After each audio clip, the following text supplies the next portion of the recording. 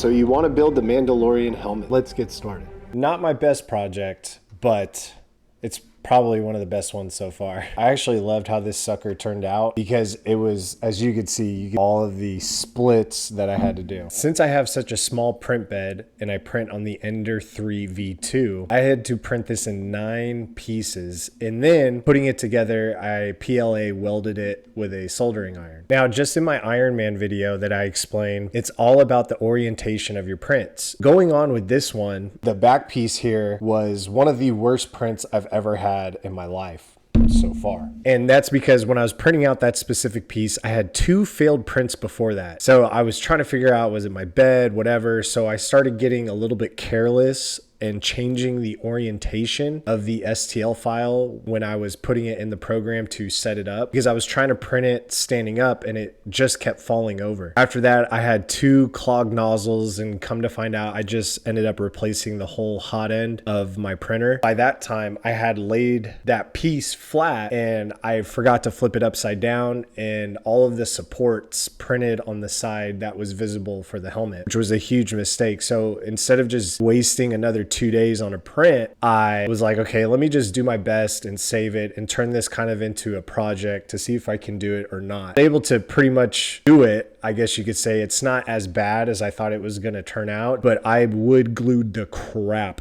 out of that piece. So always remember, a lot of your helmet is going to come down to the orientation of your prints, especially if you're like me and I have to print all of my helmets in parts and then weld them together. So getting to the pieces, I always do my 3 grits of sanding. I do 250, 150, and then 350 to smooth everything out. On 2 of the prints that I had that were jacked up, I abused it with wood filler and then just sanded that down as much as I could. Thank God that I have a machine sander. I wasn't having to do it by hand, so that cut down a lot of my time frame. And then what was also cool with piecing this together, since this helmet is so perfectly round, and even from the show, it's very it's just put together very well. There's no dings or dents in it. So getting to this part and putting it together was pretty hard. If you can see right here in the front, I actually stuffed my hot end supports in there, because this centerpiece, that's a piece by itself. This and this is separate. This one is its own piece. So I had to weld them together to connect to this middle part. And then this side, you could clearly see that there's a little bit of a hiccup right there. But what I did was I used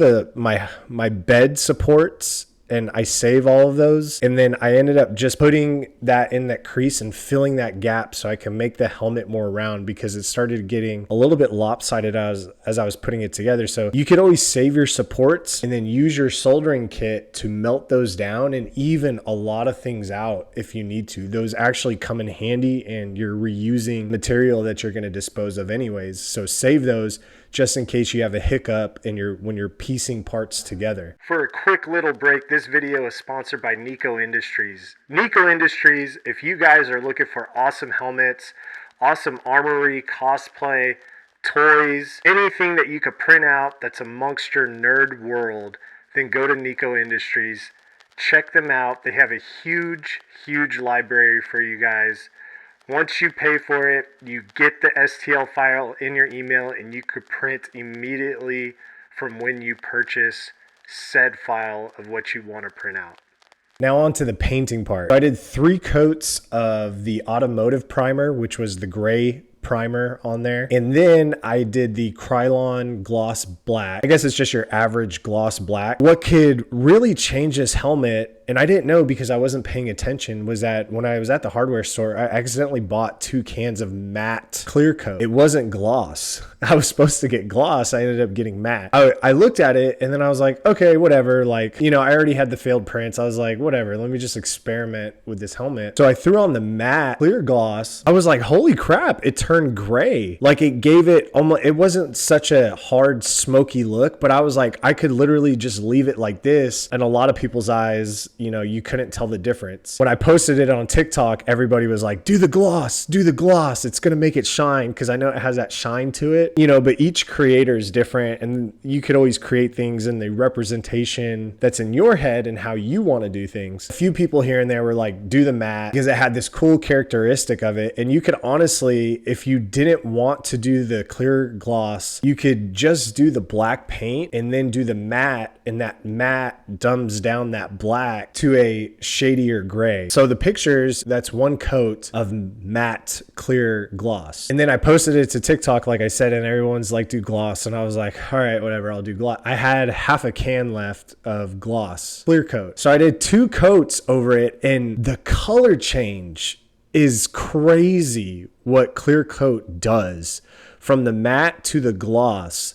It is insane. It brought that black way back out, that super hardcore shine. This is with 1 coat. That first base layer is matte. That first base coat is matte, and then I did 2 coats of the gloss clear coat. And then now you just see it's like a very dark, rich helmet, kind of like the Moff Gideon style of helmet. So you could actually like do that. Like if you were making the Moff Gideon version from the last season, you could probably get away with doing it like this. It's not that much midnight black, but you could pretty much do the Krylon black and then the gloss clear coat, and I think you're like, boom, you're good to go. It was weird because when I was finishing up this project, Frankly Built uploaded his Mandalorian video.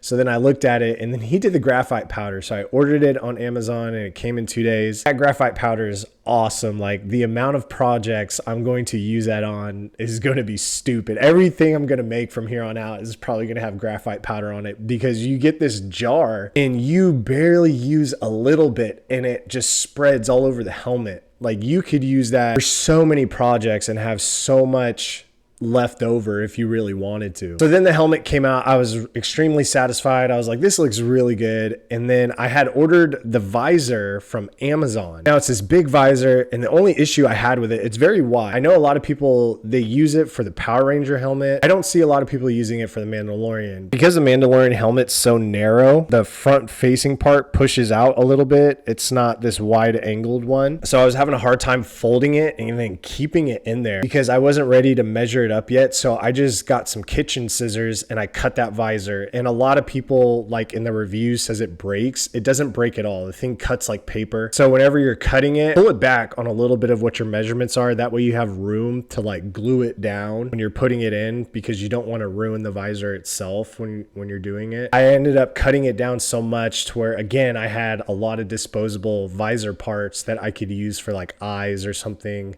in another project if I wanted to. You're gonna kind of get your money's worth out of the visor. I think it was like 21 bucks. But I did a lot of cutting, and then what's holding it together right now is just Scotch tape. I haven't got around to gluing it in yet, so eventually I'll get to doing that. But the Scotch tape holds up pretty good if you're still trying to size it up and fit it in there right. But this was a cool project to work on. In my next video, I'll be showing you guys how to build a Sub-Zero mask. Again, I got from Thingiverse. And besides all the heartbreaks with this print and me being an idiot with the orientation, this came out extremely good. A lot, when I posted it up, a lot of people were asking me to make helmets for them. So it's kind of, you kind of feel good, you know, like you did a really good job when people want a product that you made for the first time. I will never be doing this helmet again until I get a bigger print bed and I could just print it in one shot. I'm getting exhausted piecing things together. So when I get another print bed, that's when I'll do another Mandalorian style helmet. But I would rather probably do like the Armorer or Moff Gideon's helmet. Definitely want to do a Stormtrooper helmet eventually. But thank you guys for checking out my channel. More videos are coming out. Just got to film the content. I'm so busy with printing and finishing up work, and sometimes collectively as a creator it's hard to set aside time for videos because I like to be extremely efficient and write things down. That way I'm presenting you guys the content in an organized way, especially if you're watching this video while building the helmet. It's very helpful that you have like this guided outline of step by step of what you need to do. But thank you guys for checking out my channel. More videos to come. Do all those YouTube things. Link, punch, subscribe, like. I don't know what people are doing nowadays, but do it. I'll catch you guys in the next one.